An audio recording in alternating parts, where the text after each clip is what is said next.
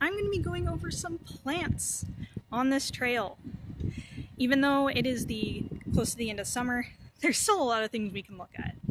This right here is big sagebrush, and it's actually really close to being in bloom. Now, their flowers are not very showy, but they typically start blooming around this time. Very common. There's a bunch of it. Pretty much the keystone plant of the shrub steppe ecosystem. A quick and easy way to identify big sagebrush is looking at the tips of the leaves.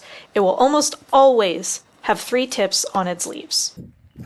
What appears to be dead but is not and is just dormant because it's the end of summer is the big leaf fern, Lomatium. And they get these massive stalks with tons of seeds on them. You look at that with my hand. Absolutely massive. Very good native plant. And has these big yellow flowers. But yeah, fern leaf, Lomatium. Here we have a wonderful end of summer plant that blooms around this time. While it's not quite ready, we can already see that there are some pollinators on this. I've seen many species of bees on these plants when they're in full bloom. Some pretty rare ones too that are often not seen, like cellophane bees.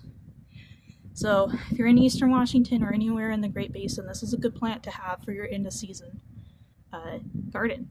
Guys, I just found the coolest thing. It's a female velvet ant. Where'd she go? Shoot, I lost her. Oh, she's done. Okay. Yeah, so these are actually a type of wasp, not an ant. This is a female, and it looks like she recently got out, but they have a really painful sting. And what's crazy about these is that it just hurts really bad, which is why they're nicknamed cow killers, but they don't actually have any properties in their venom that will kill you unless you're allergic. But yeah, they're beautiful. I love them so much. Very cool animal. Here is another one. Oh my goodness. There's 2 of you. Oh, cool. Hi, how you doing? You're doing so good. I love that you're here right now. Very cool. Very beautiful.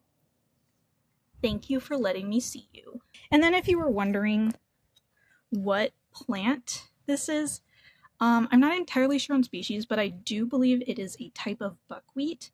I will put what species it is up in the corner right here so you can know, but I do believe it is an Eriogonum species, so buckwheat. I have a ton of silverleaf Phacelia.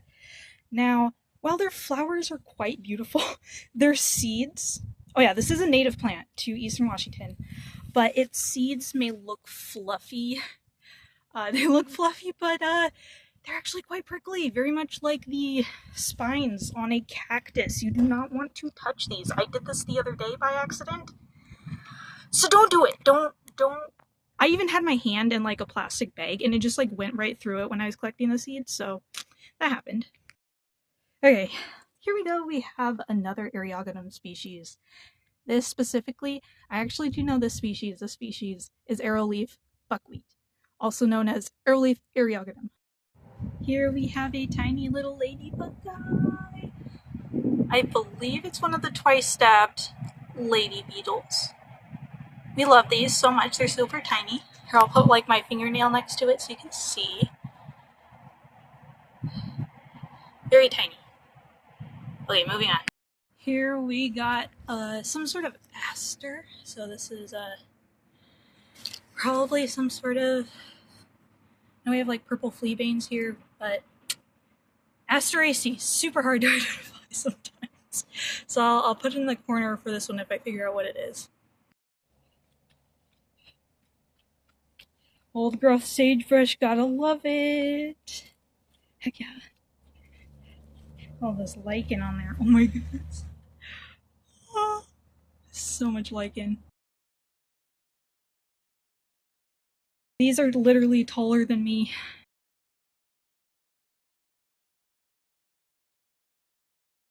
Here's a section of some biocrust that fell off onto the trail from this hill. You can see there's so many different lichens in there, and there's a type of moss in there too. That currently it's dormant. It's the red stuff right there. Just so cool. On the basalt columns in here, we got lots of moss and lichens on this basalt. It's so cool. Here's some moss, lichen. I finally got a grasshopper. Right there is a grasshopper. Perfectly camouflaged. I can't believe I saw this guy. Because I lost it multiple times while I was filming this. But yeah, that's a grasshopper right there. I don't know what species, but very cool. This right here is Door's sage, which is our only native salvia species in this area. You can see they are very similar to the sagebrush, but they are completely different. Oh, look, a caterpillar. Oh my gosh, that's so cute. Buddy. Little caterpillar. But yeah, back to Door's sage. So yeah, this is our only native salvia species. And they get purple flowers, but here are the seed pods. Very beautiful. I'm gonna have to figure out what caterpillar that is too.